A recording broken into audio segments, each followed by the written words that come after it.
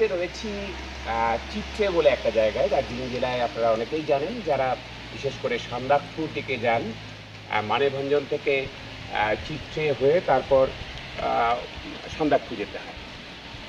তো আমি এসেছিলাম এখানে, তার মধ্যেই ফোনে বেশ কয়েকজন পরিচিত মানুষ তারা ফোন করলেন যে তাদের ডেঙ্গু ধরা পড়েছে, তারা কি করবেন ইত্যাদি।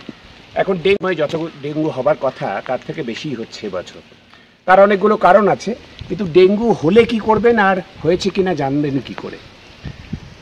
ডেঙ্গু জানার প্রথম কথা হচ্ছে যে জ্বর যদি 2 দিনের বেশি হয় তাহলে আপনাকে সেটা জেনে নিতে হবে যে ডেঙ্গু হয়েছে কিনা রক্ত পরীক্ষার মাধ্যমে। কি করে করবেন না, জ্বর আসার প্রথম 5 দিনের মধ্যে যদি আপনি রক্ত পরীক্ষা করতে যান, আপনাকে যে পরীক্ষাটা করতে হবে তার নাম হচ্ছে NS1। এই পরীক্ষা করলে এটা সাধারণত জ্বর আসার যদি 24 ঘন্টার মধ্যে টেস্ট করেন তাহলে পজিটিভ আসবে, ম্যাক্সিমাম 5 দিনের মধ্যে। 5 দিন পেরিয়ে গেলে অন্য পরীক্ষা, সেটা হচ্ছে IgM, ইমিউনোগ্লোবিউলিন M পরীক্ষা করতে হয় ডেঙ্গুর জন্য নির্দিষ্টভাবে। এবার সেটা যদি করতে দুটো যেটাই পজিটিভ আসুক, আমরা চাই NS1এই পজিটিভ আসুক, তার কারণ তাড়াতাড়ি ধরা পড়বে। 5 দিনের মধ্যেই আপনি পরীক্ষা করিয়ে নেন।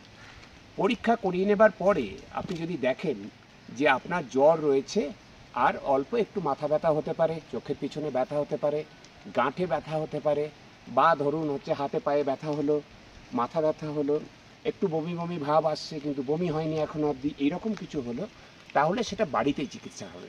কীভাবে চিকিৎসা হবে?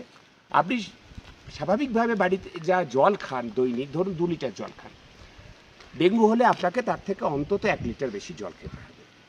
শুধু জল না খেয়ে যদি সেটা ORS হয়, অর্থাৎ নুন চিনি জল গুলে বাড়িতে খেতে পারেন, অথবা ORS 1 প্যাকেট নিয়ে এসে 1 লিটার জলে গুলে খেতে পারেন।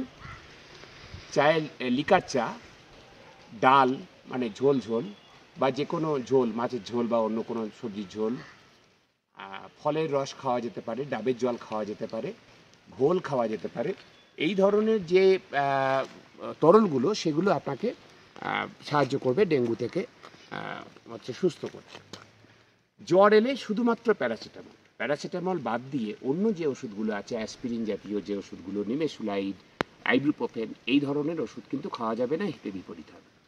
এবার হচ্ছে কখন আপনাকে হাসপাতালে যেতে হবে, এইটা বলি। আমরা একটু নিচের দিকে হাঁটতে হাঁটতে কথা বলি যে কয়েকটা সাইন আপনাকে মনে রাখতে হবে, যে সেইগুলো হলে কিন্তু ডেঙ্গু আর তখন বাড়িতে চিকিৎসা করা যাবে না, তখন আপনাকে হাসপাতালে যেতে হবে।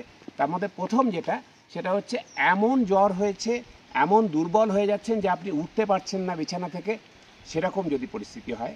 দ্বিতীয় হচ্ছে প্রচণ্ড বমি হচ্ছে, এতবার বমি হচ্ছে যে আপনি বমির ওষুধ খেয়েও বমি বন্ধ করতে পারছেন না। তৃতীয় হচ্ছে ডায়রিয়া হলো, অর্থাৎ লুজ মোশন এবং তার সাথে পেট ব্যথা ইত্যাদি হলো। নেক্সট হচ্ছে যে আপনার যদি বুকে ব্যথা শুরু হলো হঠাৎ করে এবং তার সঙ্গে ধরুন শ্বাসকষ্ট শুরু হলো। নেক্সট হচ্ছে যে আমাদের যে মূত্র অর্থাৎ প্রস্রাব ত্যাগ করি, 6 ঘন্টা ধরে প্রস্রাব হচ্ছে না, বা হলেও অত্যন্ত কম পরিমাণে হচ্ছে, এই রকম যদি কিছু হয়। নেক্সট হচ্ছে যে আপনার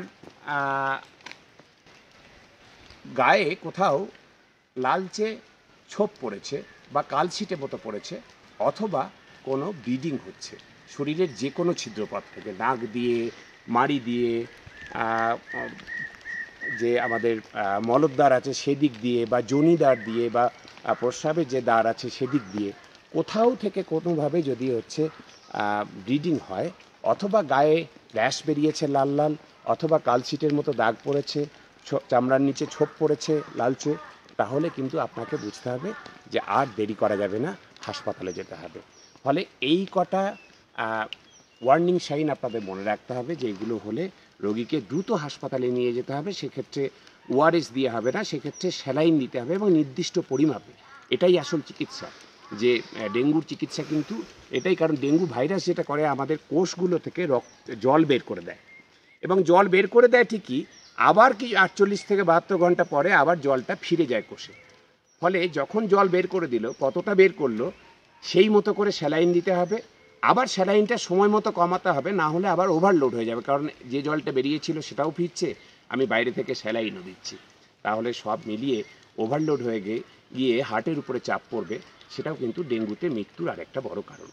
ফলে আপনাকে খেয়াল রাখতে হবে যে এই ওয়ার্নিং সাইনগুলো, যাতে আপনি হাসপাতালে যেতে পারেন। আপনার ডাক্তারবাবু আপনার রক্ত পরীক্ষা করবেন, প্যাকড সেল ভলিউম পরীক্ষা করবেন সকাল বিকাল, এবং প্লেটলেট দেখবেন অবশ্যই। প্লেটলেট আমরা সাধারণত 10,000-এর নিচে না নামলে প্লেটলেট দিতে বলি না, প্লেটলেট ট্রান্সফিউজ করার কথা বলি না, কিন্তু ট্রান্সফিউজ না করলেও প্লেটলেটটা মাপা হয়। তার কারণ প্লেটলেটটা কত দ্রুত কমছে তার উপরে নির্ভর করবে যে আপনার রোগটা সিভিয়ারিটি অর্থাৎ কতটা মারাত্মক হয়েছে সেটা বোঝা যায়।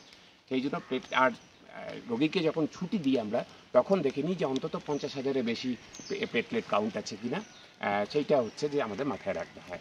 ফলে হচ্ছে যে হাসপাতালে এই ওয়ার্নিং সাইনগুলো দেখলে হাসপাতালে যাওয়া, দ্রুত চিকিৎসকের পরামর্শ নেওয়া, এটা কিন্তু ভুললে চলবে না। তাহলে আমরা অকালে কোনো প্রাণ হারাবো না।